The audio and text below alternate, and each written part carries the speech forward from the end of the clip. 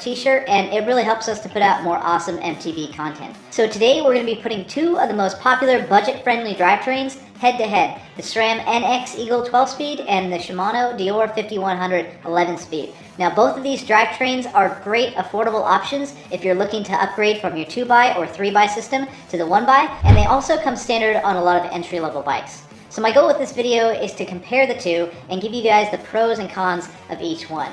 Now I'll be using a few different criteria to assess these drivetrains, including weight, ease of installation, overall quality, shifting performance, and also cost. Make sure you stick around. Alright, so we're going to be starting off this shootout with the Sram NX Eagle 12-speed drivetrain. Now, SRAM's Eagle platform has been out for quite a while now, and this NX group set is just the result of all the technologies from the XO and XX1 higher-end components trickling down into this more affordable package. This group set that I have here, which includes the chain, derailleur, cassette, and shifter, comes in at $275, give or take, depending on where you get it. And for what you get, that's actually a pretty reasonable price. Let's go ahead.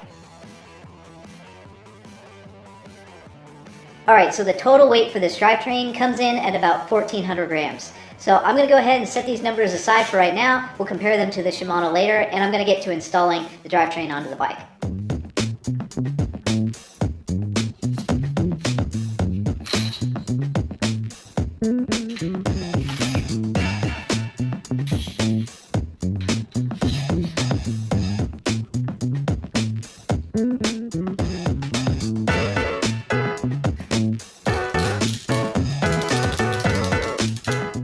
One thing to note here is that I'm going to be using the same crankset and 30-tooth chainring for both drivetrains. Both SRAM and Shimano make chainrings to go with these drivetrains, but not everyone can use them depending on compatibility. So I decided just to get rid of that variable and use the same chainring.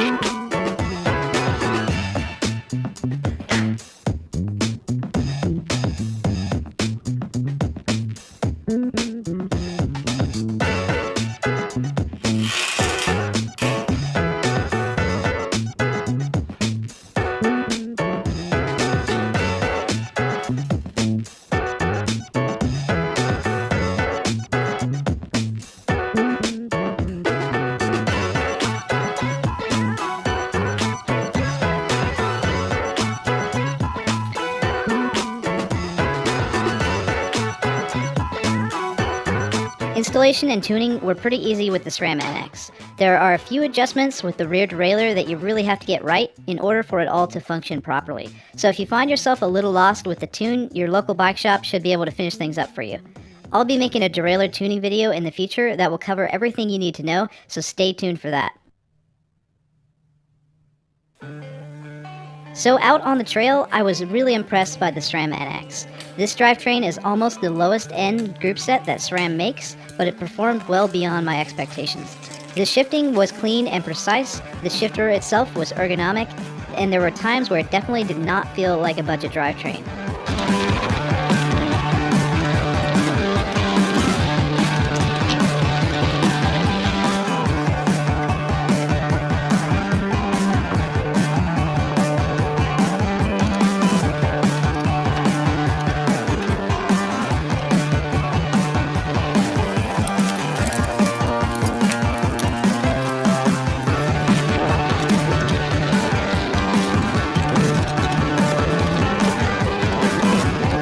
Chain retention can be hit or miss with cheaper drivetrains, but I had no issues with ghost shifting and the chain stayed on the entire ride. All in all, I would be totally happy running this drivetrain on my bike.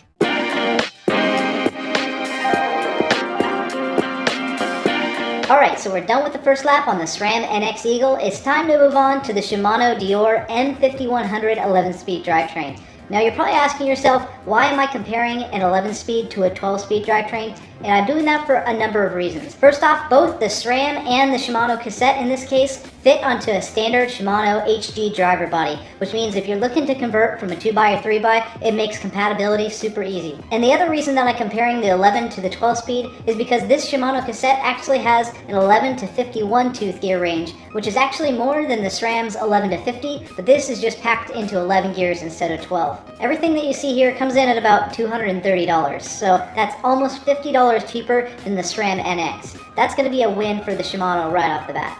The overall weight for this drivetrain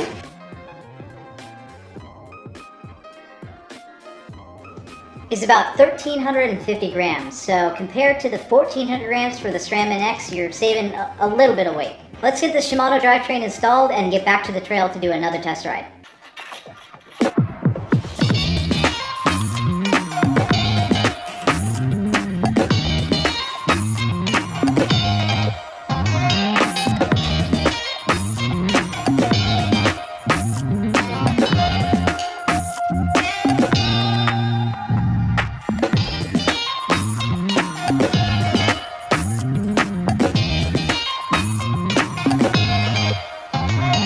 Installation of the Dior drivetrain was super easy. I did have to mess with the limit screws quite a bit right out of the box, and I always like to do this before setting up the cable tension and installing the chain.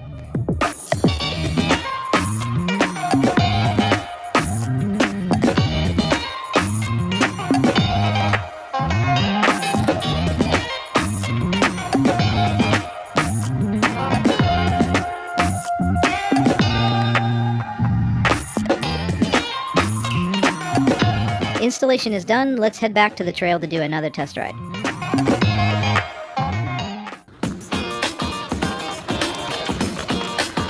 It was almost immediately apparent that the Shimano Dior 5100 is an amazing budget drivetrain.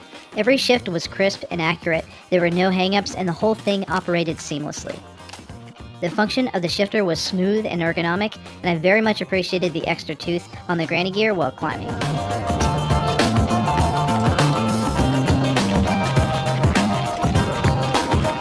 Shimano really knocked it out of the park with this drivetrain. For what it cost, you just can't beat the performance and quality.